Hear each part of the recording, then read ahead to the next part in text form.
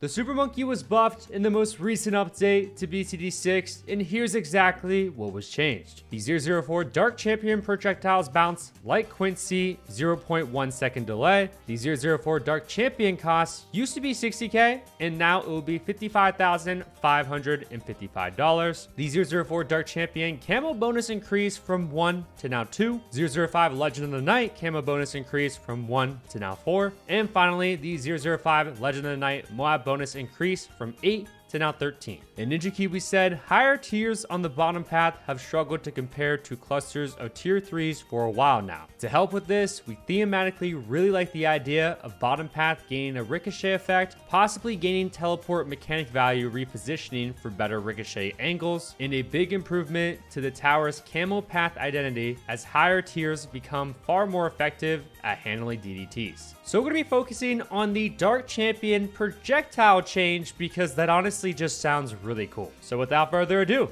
let's dive right into it. And we're going to be doing a 2TC for today's video with having the Wizard and also the Super Monkey because, well, we need to go for the Dark Champion. So I'm thinking Wizard right here because it's more towards the front of the map and we're eventually going to go for a Wall of Fire and Prince of Darkness, but it can also pop balloons at the end of the map. And we're going to go for the Fireball upgrade. And yeah, like I said, we're probably just going to save up money to go for the Wall of Fire. We won't actually be able to go for the Super Monkey for a very, very long time, but don't you worry. We're going to be showcasing it because, again, I'm just super hyped that the projectiles can bounce like Quincy. Like, that just sounds really, really cool, and I actually have yet to see it in action. Well, we already died. All right, we completed the round, just had to target the Wizard of Strong, and then we ended up being able to defend, but we might not actually be able to go for the Wall of Fire this early on because I'm thinking we're dead here.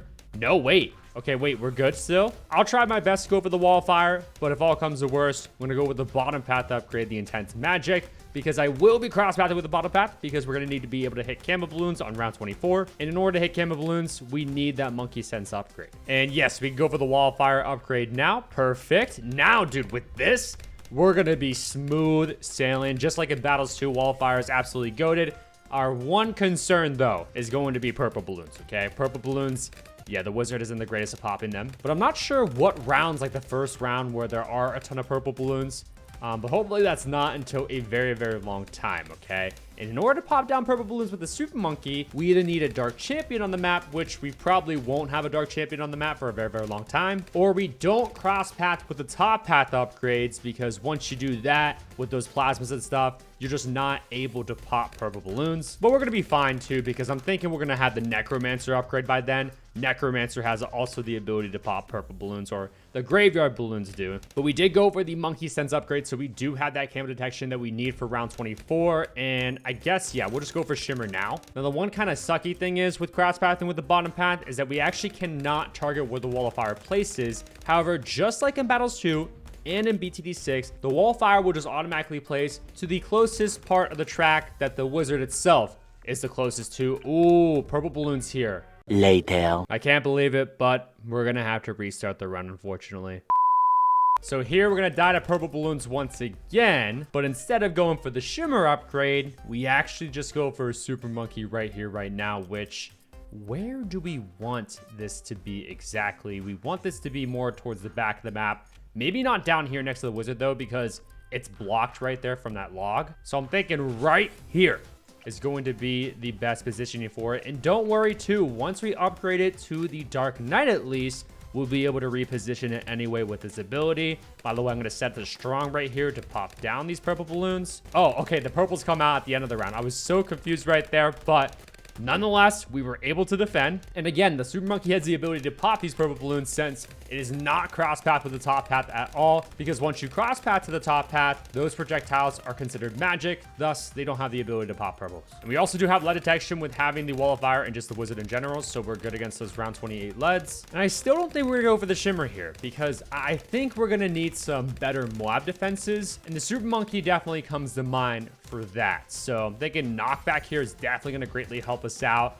Ultimately just trying to go for that Dark Knight ASAP. And we got the Dark Knight here on round 39, okay? So super ideal stuff. If we want to, we can micro it, although, yep, Dark Knight easily shreds that round 40 Moab. And the Super Monkey is obviously just going to be very, very good on a map like Lux, since we can just micro it around the map. Okay, as of right now, we can't micro it within all that much of a range, but once we go for the Dark Champion, we'll be able to micro it to wherever we desire on the map. I'm not sure how long the cooldown though is for that ability, but regardless, the fact that we can move it around is pretty nice. Now, I don't want to cross path with the top hat still, because again, our purple popping abilities are just not the greatest. We still have this set that's strong, by the way, because with the knockback, you can knock back some of those ceramic balloons, which is very, very helpful. So I guess before we can cross path this with the top path, we have to go for the Necromancer here, okay? Because, again, the Graveyard Balloons, those can pop down purples for us. And I guess we can target where the Graveyard Balloons go. Now, I'm not sure, to be 100% honest with y'all, where the best spot would be for that, but I guess we're just going to have it all the way at the front. Hopefully, that's the play. Actually, well, for purple purposes, there's no way it can be the play, right? Yeah, I guess that wouldn't make too much sense, but we already have $18,000. It's round 52, and the Prince of Darkness happens to only be $28,620. So I guess then we're actually going to be able to go for this tier 5 way quicker than I anticipated, because yeah, I think we're going to go for that before going for the Dark Champion. So the Dark Champion, $60,000. Wait, oh wait, I'm dumb. It's 60,000 because we're playing chimps on hard mode. But in regards to it being changed to $55,555, that is the price that it will be on the medium difficulty. I kind of almost forgot about that, all right? But dude, we could go for the Prince of Darkness right here, right now, but we're still chilling. So I kind of want to see if we can go for the Dark Champion before. And round 60 is here. Here comes the BFB. I decided to Dark Shift our Dark Knight, and there's a lot of ceramics and stuff, but I think we are good. Yes, we are. Okay, it's round 63. We couldn't pass it. So as you can see, decided to go for the Prince of Darkness. Now we should be absolutely fine. There's just so many ceramic balloons, unfortunately, on this round, but with having the Graveyard Moabs, yeah, we're gonna be fine. And what do you know? Round 80 is already here. Here comes the first ZOMG. Guys, this should be illegal. Okay, this tower doer right here is actually freaking cracked. It's not even funny. Like, I don't even have to do anything, really. It looks like, though, we're struggling to ZOMGs, or a ZOMG, a lot more than normal, but everything underneath is going to get eaten up by the Graveyard Balloons, and round 80 is completed. So it did take us a bit of time. So against, like, normal mobs and BFBs, I think we're fine. Fortified are definitely a little bit tougher, but we almost already have enough money to go for the Dark Champion here. And let's go for this bad boy right here, right now. Still have not crossed back with the top hat, so I guess we can get to doing that, because this is definitely the ideal path. Again, once upgrade to the Dark Champion, the Dark Champion has the ability to pop purple balloons, so we're gonna be absolutely chilling. I can't necessarily see the projectile bouncing, so maybe if I move this closer to the front of the map, I think there's a double ZOMG, right? Oh, we already popped the first. Dude, I can't see it. Maybe I'll move it back here. Maybe it was too close to the front of the map. We're honestly just shredding way too quickly right now, I think. Here comes some more ZOMG, so we might be able to see it now.